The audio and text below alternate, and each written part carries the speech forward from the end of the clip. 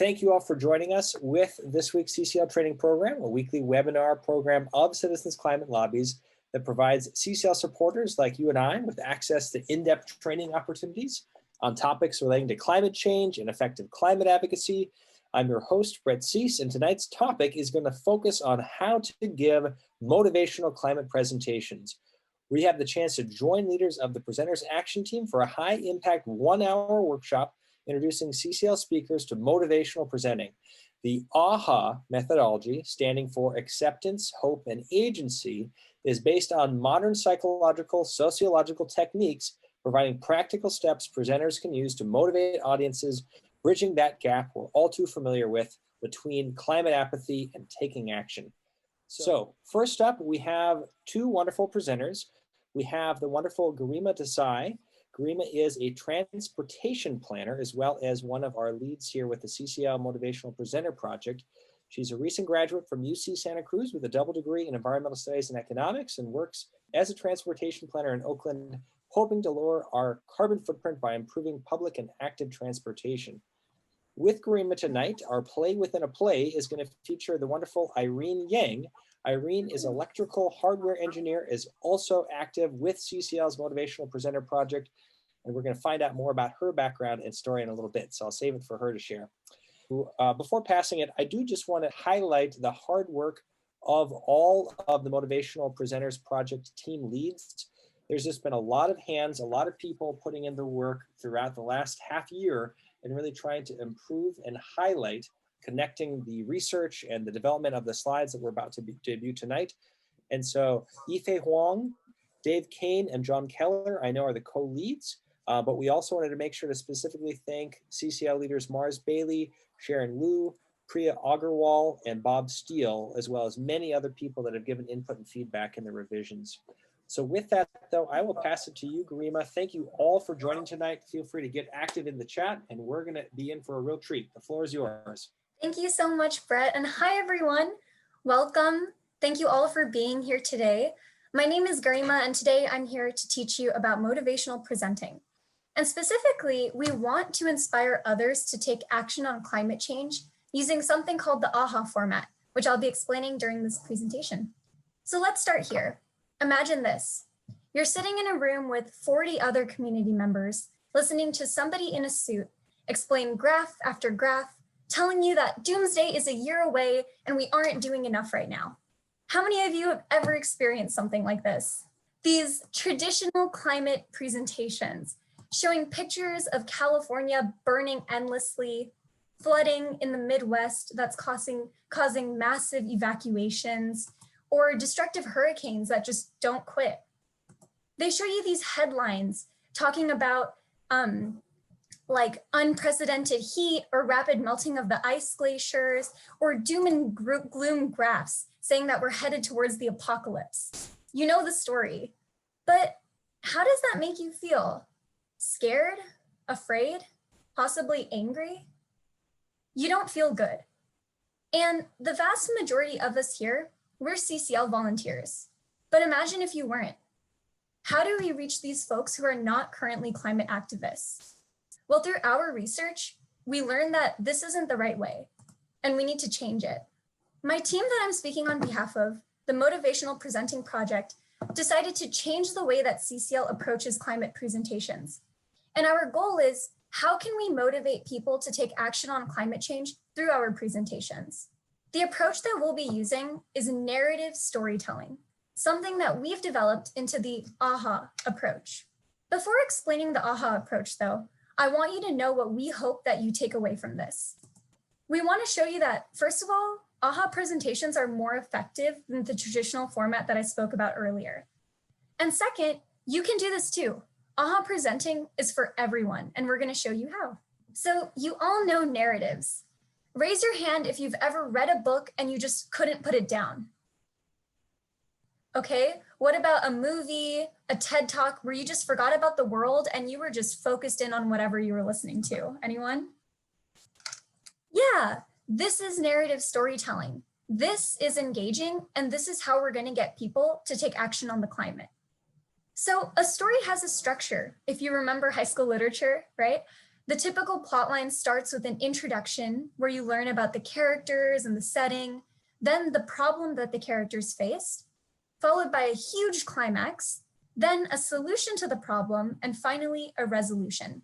In a similar vein, we have a climate narrative, but it's simplified down to just these three elements: the problem, climax, and solution. However, we renamed these elements to be a little bit more specific to climate change. First, acceptance. We accept that climate change is a major problem. Then we build up to hope. Hope that we can solve this problem.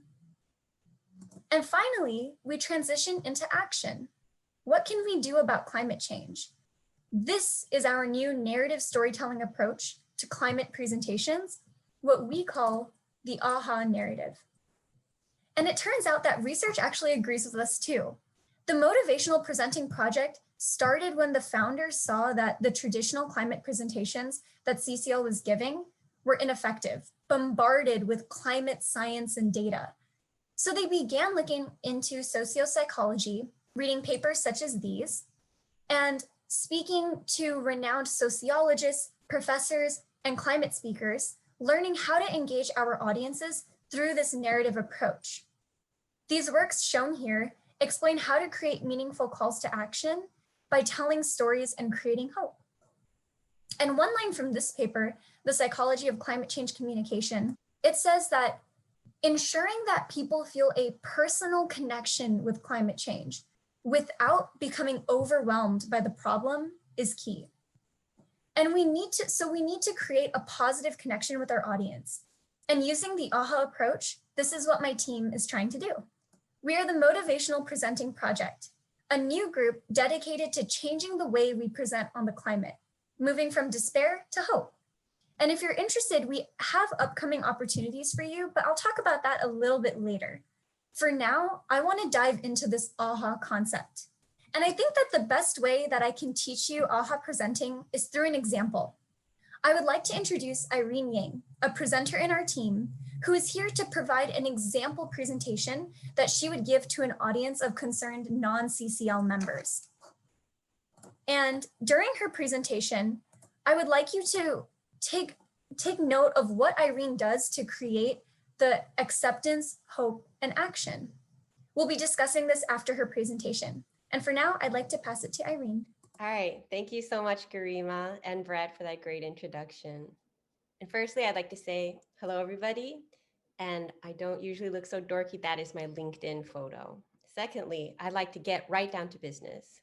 Where are you personally on climate change? Just kind of answer based on your instinct. Don't think too hard about this. And as I expected, most of us are concerned to alarmed. And given this audience, kind of makes sense. You know, I get that. I get that people are alarmed. I was like that too for a very long time a while ago.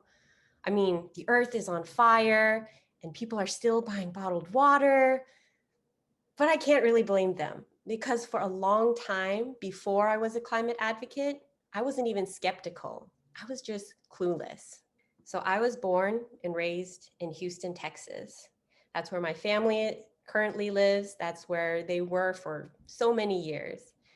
Now I live in California, but when I tell people that I come from Houston, most people imagine my childhood looked like this, like riding my horse into school through the desert. People ask me, Irene, where's your hat? How many horses do you own? But in reality, Houston is built on a giant swamp, and my childhood looked more like this. Growing up, one of my favorite things to do every summer was play in the flooded streets outside my house after these big thunderstorms. And of course, I was a kid, so I didn't understand anything about the real seriousness of this flooding and even less about climate change and how it was making these storms more and more intense each year. I was just excited that there was more hurricane days each year, which meant I didn't have to go to school. And for all you non-Southerners out there, a hurricane day is like a snow day, but for people in the South. Well, as I grew older, educated myself, and after I moved away from the oil and gas capital of the US, I started seeing the cracks in my worldview. After moving to California, I started to understand that Houston's yearly floods weren't normal. Seeing it, reading it on a headline is very different from just living it and it being a normal part of your life. I started to understand that, swimming outside of the window of a car wasn't a normal teenage rite of passage. That climate change and the ensuing flooding in the Gulf caused real damage and pain to so many people. And each year during hurricane season, I always call my parents like, oh, is the house okay? Are you guys okay? But for the past few years, I've been getting the same concern, but from the opposite side. As you know, California is kind of on fire right now. Here's the view from my living room window a month ago. The sky is filled with smoke. And, kind of understanding why all of these things are happening, understandably, I've become passionate about environmental issues. I bike everywhere. I got a Prius. I gave up meat. Delicious, delicious meat. And y'all, I'm from Texas. And I'm sure a lot of you do things like this too. And I think it's awesome when we can all individually change our habits to make change in the world. And you might have noticed it yourself, that more and more people are demanding more than individual action on climate change. This is a picture of climate protests all around the world last year. This is an issue that clearly eclipses country borders, but it also eclipses political ones as well. In the US, the majority of Republicans under the age of 38 now think that the government should be doing more to address climate change. But what exactly is doing more? What should the government be doing? Even as someone who cared a lot about the climate, this is not really something I thought in depth about. And a lot of people do rightfully believe that the government should be the one stopping climate change, but what exactly do people expect them to do? Luckily, economists and scientists around the world have already agreed on the most effective policy, and that is to put a price on carbon. Make the generation of carbon cost more, and society will necessarily use less of it. It's simple economics, no moral arguments or convincing needed. And another big question is, what do we do with that revenue? What do we do with that price we put on carbon? Well, the Energy Innovation Act proposes that we take 100% of that revenue, divide it equally, and give it back to every American. One of the shortcomings of just the carbon fee is that it's regressive, meaning that it costs the poor a larger percentage of their income than the rich. But with this equally distributed dividend, 2/3 of Americans break even or come out ahead. Okay, so this sounds amazing, right? A real solution, a non-individual solution to stopping climate change, and a big old check for me. So why aren't we doing this? Why don't I hear about this in every newspaper? It's one thing to be hopeful that somebody out there, maybe your elected official, maybe somebody else, will get this bill passed and carbon emissions will go down and pandas will start mating again. But it's another thing to ask yourself, what can I do to help? Well, as you know, I'm here on behalf of Citizens Climate Lobby. We're a group of normal citizens who all had that same question. What can I do? Individually, we're all doing our part. If you're here listening to me, you're also doing your part. Thank you. But together, CCL has drafted actual climate legislation and it's gotten it introduced into Congress.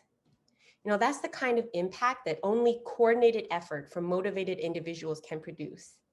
That is democracy in action. So if you're at the point of asking yourself, what can I do? Call your representatives.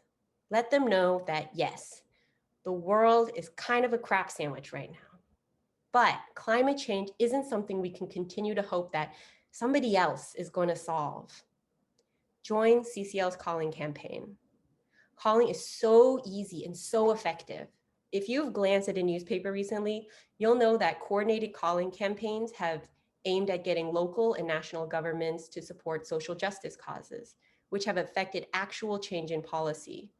We can use that same energy to fight climate change as well. This is my Congressman, Ro Khanna. He's already voiced support for a price on carbon, but not specifically a carbon dividend. I still want to thank him for his work on climate change and urge him to support the Energy Innovation and Carbon Dividend Act. In fact, I have him on the phone right now, or at least his answering machine. And I'm going to leave a message for him. Thank you. We appreciate hearing from and serving California's 17th Congressional District. It's a long message. Record your message after the tone. Hi, Congressman Khanna. I'm Irene Yang, a resident of Sunnyvale, California. I'm calling to urge you to support the Energy Innovation and Carbon Dividend Act. Thanks for all the work you've done in coronavirus relief efforts and criminal justice reform this year. But climate change is still so important, especially now and especially in the Bay Area. Thank you. All right, done. That was literally so easy. That took less time than typing a comment on Facebook to your crazy uncle. So what do you think? Yes, climate change is happening, but there is a viable solution. Support is growing. We just need to coordinate that support. This is what gives me hope, the power for ordinary citizens to affect real change. For those who are concerned or alarmed, mostly alarmed about climate change, I want to know what gives you hope. How will you act? Thank you. Thank you so much, Irene, for your presentation, which would be, by the way, I forgot to say this before, it's an example presentation that would have been for an audience of concerned non-CCL members. So I just wanted to put that out there. But yeah, thank you for your lovely story. And I now want to pose a question to our listeners. So what are your thoughts on Irene's presentation? What elements did she use to convey a narrative? And this is just an open mic, so feel free to unmute yourself, or you can send something in the chat. Great job, Irene. I want to say that the thing that I loved your presentation was when you called your congressperson, and I'm definitely incorporating that into my presentations because it really removed a mystery and a barrier of it's going to be scary, it's going to take a long time, and it was really great to just to see how easy it was. Totally. Yeah, okay, Lisa from Fresno. I thought the personal connection, she went through her personal story, and I'm an administrator for the calling campaign in Fresno, and I think that one of the really important things is making a personal connection so people feel it and they start buying into it and understanding. So that was very good, as was your call. Thank you. Thank you, Lisa. And I want to bring us back to the AHA approach. Remember, so that's acceptance, hope, and action. This is the arc that Irene used in her presentation. So if anyone also has comments of where they saw these three elements, that would be helpful too. Hello, I just want to make a comment on the presentation. I thought it was really great, but I do have a question for Irene as to what else we could do besides just leaving a voicemail. Yeah, that's a great question. Thank you, Diana. I think the message, it really depends on the message that you want to send. Like for us, I think the first step for a lot of people is just getting them to reach out to their congressperson. That seems to be a pretty tough step for a lot of people. So just showing them that calling, leaving a message, that's most of the time you're probably going to get an answering machine is so easy and anybody can do it. Definitely. And so some people I remember in the chat were saying that it was straightforward, there were no charts and graphs, and also how she used examples from her hometown of Houston, right? So did anyone see how do anyone have comments on what kind of examples she used and how that was maybe more helpful than the traditional format? She used pictures of her hometown. I think she also talked about how she was young and she thought it was really cool and it was fun. And then she realized, bang, when she came to California, grew up, and then realized that it was really not so much fun, that it was climate change. I think that was acceptance, and then finding CCL was the hope, and then realizing we had a way to attack it. CCL was the action, and her hope was that moment when she realized that collective action is available, right? She was doing everything she could in her personal life and individually, but what can she do that gave her hope was this collective action of CCL. Well, thank you all so much for your participation in this discussion. And just to summarize what was said, first, we saw that Irene used a lot of imagery. She evoked emotions in us through her personal anecdotes that were, again, had a lot of imagery in them, and they were very personal and we could relate to them. She used different delivery and tonal methods while she was speaking, so the tone of her voice sounded different. She also avoided any heavy technical graphs and figures that could potentially confuse the audience that she was intending to present to, excuse me. And she also framed her story through a personal narrative and journey, specifically the AHA arc, and used targeted examples. And all of these things make an AHA presentation successful and more effective than the traditional approach. Going back to our learning goals for a quick second, I hope that through Irene's example, through our discussion, we've shown you that the AHA approach is super effective. And now I want to address our second takeaway, that you can do this too. Everyone has a personal story, and this approach can work for anyone. So I would love to take a few minutes now where we can digitally go into breakout rooms and link up with a partner. And you can share your own climate journey, answering the question, how did your climate journey lead you into CCL? So you can take 5 minutes and we'll go with a partner and speak for about 2 minutes on this topic. And when 2 minutes are up, we'll give you a notice so you can pass it to the next partner. So make sure everyone has 2 minutes of speaking time. And after this, we'll come to the bigger group and hopefully share out some of our own personal narratives. I wanted to just ask that now, thank you all for sharing. That was really wonderful. I loved hearing all your stories.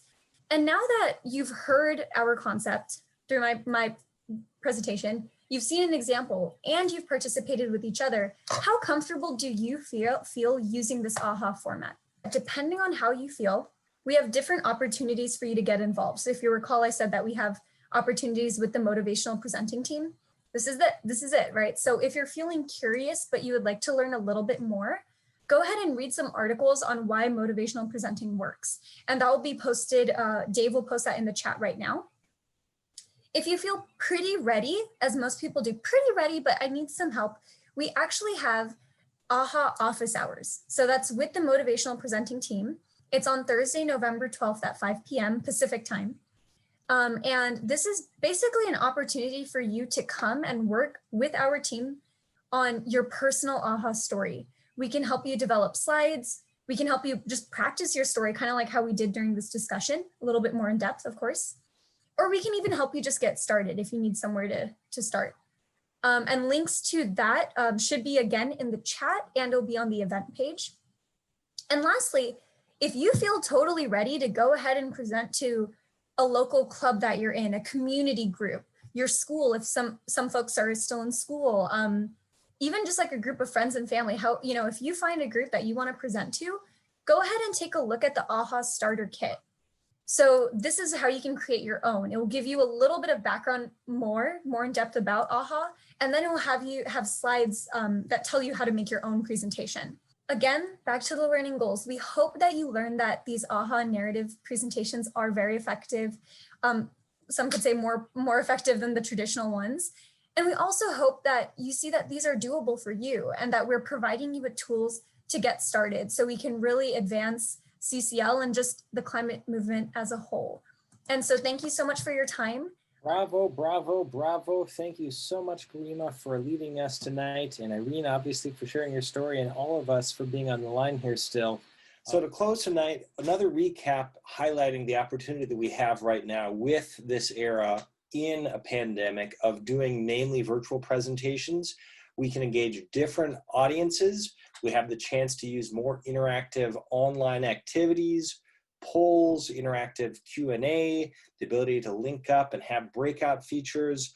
All of us as CCL volunteers, I know, are experimenting with learning how to really leverage this new approach and having a platform that we can really generate more engagement right now in teams. I know that the presenters and Schedulers Action Team has wonderful resources and roles that are available, including a whole stage manager walkthrough that helps you know how to best set up as a host for your meeting, how to make sure that you have responsibilities like security and chat monitoring, all thought through ahead of time. And as a team, you can really tackle these presentations effectively and engage the audiences that you're connected with. I'll put a link again in the chat where you can find those. But also know, again, as Garima's highlighted, that AHA Starter Kit is available at the short link cclusa.org/AHA-starter-kit. Now, to close, what I'd also love to do is highlight what the Motivational Presenters team has done to put together a short little video example of what you can do with your own story in really creating a video to pitch your presentation with your target audiences. So to close us tonight, here's the wonderful Ife, who's going to walk through what she does when she pitches the chance to present on the topic of climate action to connections that she has in her network. We'll close with this. We hope that you found tonight's training useful, empowering, and look forward to hearing about your own AHA starter experiences in all ahead. Thank you all for being with us tonight. My name is Ife. I am 28 years old, and I live and work here in Silicon Valley. I am very much your typical young adult. From 9 to 5, I work as a software engineer at a company headquartered here in Palo Alto. On the weekends, I like to hang out with my friends, but now it's all on Zoom. And I often read the news, stumbling regularly upon articles that detail the damages of climate change. Right now, we hear less about the topic, but last year it was abundant. Many of those articles really bothered me, and I wanted to do something about it before it was too late. I would think to myself, sure, I could recycle more, I could compost, I could bike to work, but what difference does that really make in the end? I felt hopeless until I stumbled upon a solution that I felt like could change the game. I would love to share with you that personal journey from despair to optimism.